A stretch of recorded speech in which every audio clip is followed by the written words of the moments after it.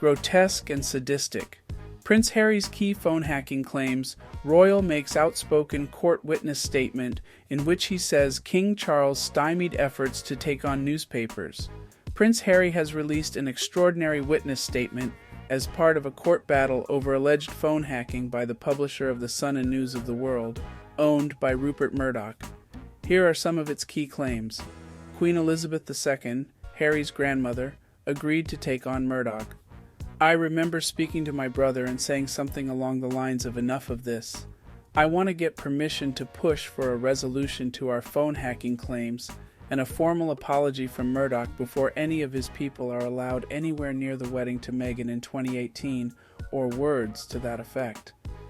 I felt very angry about his newspaper's appalling treatment of my wife and frustrated that nothing had been resolved on the phone hacking front during the previous 12 months, and I thought, naively perhaps, that this might prove the perfect opportunity to air our grievances and force a resolution to our phone hacking claims that had, up to that point, been denied to us on account of the secret agreement that had been reached between the institution and senior executives at NGN News Group newspapers, and of course to force an apology from Murdoch.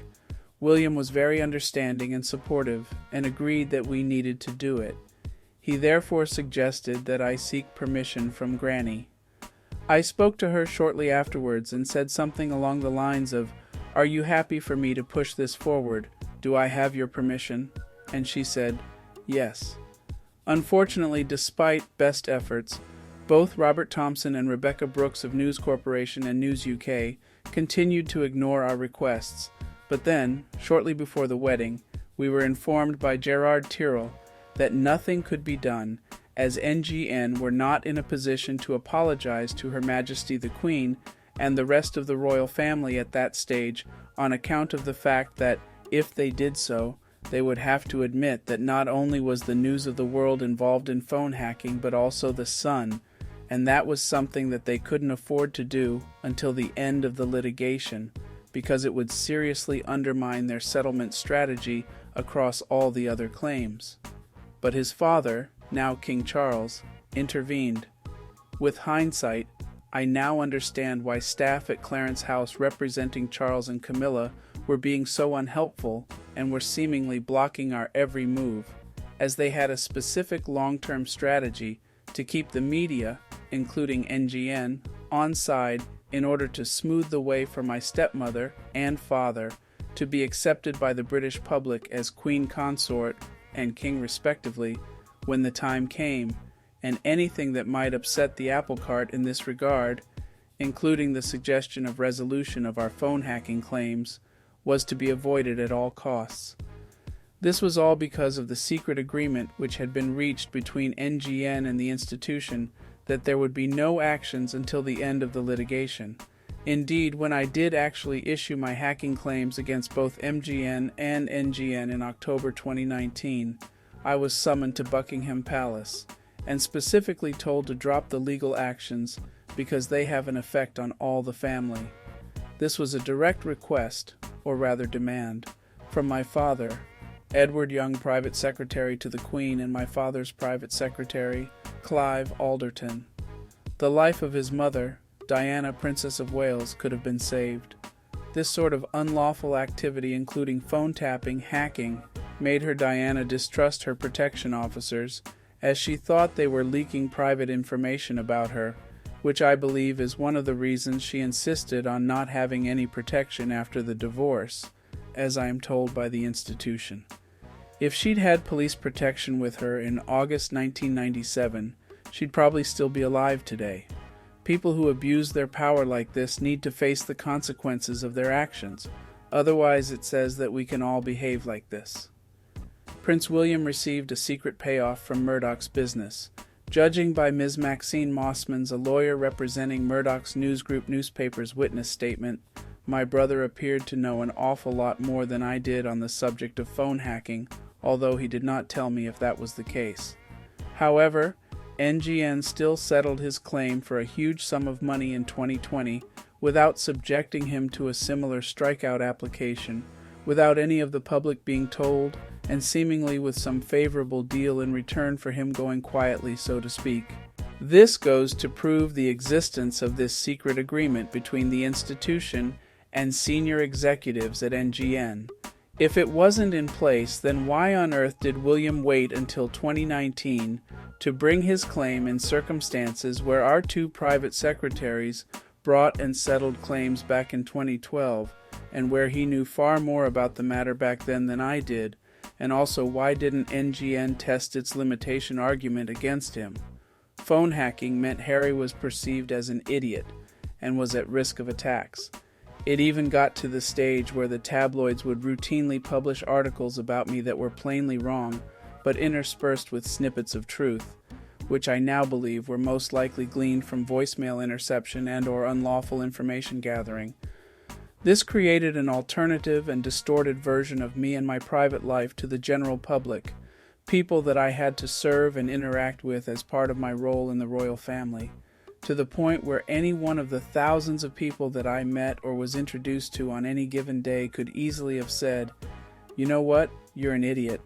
I've read all the stories about you, and now I hate you and am going to stab you." Harry's relationships were affected. Whenever I have been in a relationship, I have always tried to be the best partner that I possibly could, but every woman has her limit. Unfortunately, they are not just in a relationship with me, but with the entire tabloid press as a third party. At no point did I have a girlfriend or a relationship with anyone without the tabloids getting involved and ultimately ruining it, or trying to ruin it, using whatever unlawful means at their disposal. The tabloids hoped he would have a public breakdown, having seen me grow up from a baby, being born into this contractual relationship without any choice, and scrutinized my every move. The tabloids have known the challenges and mental health struggles that I have had to deal with throughout my childhood and adult life, in large part created by them, and for them to then play on that and use it to their own advantage, while weaponizing mental health, I think is truly appalling. Despite them all knowing about what I was dealing with throughout the years, they kept on doubling down their efforts rather than letting up. That is grotesque and sadistic, and no doubt they were hoping for a total and very public breakdown. The British people are being brainwashed by the tabloid press. The fact they're all ganging up to protect each other, like they first did after the Leveson inquiry, is the most disturbing and dangerous part of it all. It is clear to me that the tabloid press are the mothership of online trolling. Trolls react and mobilize to stories they create, not the other way around. Though plenty of headlines are knowingly created from troll accounts, while giving the impression that this is what the UK public think and feel. This is brainwashing at the highest level. People die as a result of trolling, and people will continue to take their own lives when they can't see any other way out. How much more blood will stain their typing fingers before someone can put a stop to this madness? There are criminals masquerading as journalists. When I think about the fact that senior executives at NGN not only knew about and condoned phone hacking as a practice at both News of the World and The Sun, but also actively sought to cover it up by the deliberate concealment and destruction of evidence on an industrial scale, my immediate thoughts are that this makes them criminals, not journalists. And the Fourth Estate is too important and rightly powerful to have criminals masquerading as journalists running the show. They have lied under oath, perjured themselves in the process, and have proven they're above the law. Everyone seems to be scared of them, especially politicians. No one is policing an increasingly emboldened press. This isn't just about phone hacking, this is about accountability of power. Power that informs but is being used to brainwash people.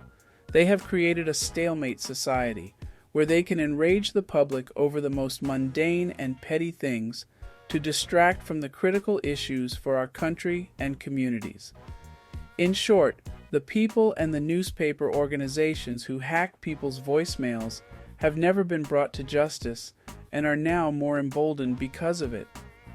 They believe they can do anything they want and get away with it while making huge sums of money from it. If they're supposedly policing society, then who is policing them?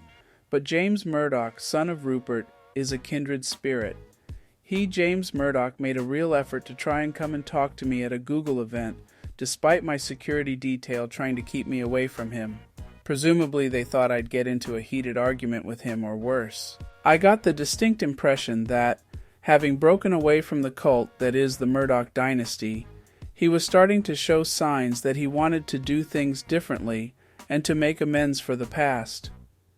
Given that he had broken away from his family's history, and I was about to do the same with mine, I felt that we were kindred spirits of sorts. My wife and I subsequently had a Zoom call with him and his wife when I was on the Aspen Commission for Digital Information. I also remember congratulating him for going in a different direction to his father. That's it for now. Please like, subscribe, share, donate, etc. If you would like to make a donation and you don't know how, to help support this channel, you can go to the comments section where you can find links to the Patreon, the PayPal, and the Cash App. Thanks for watching Royal Sussex.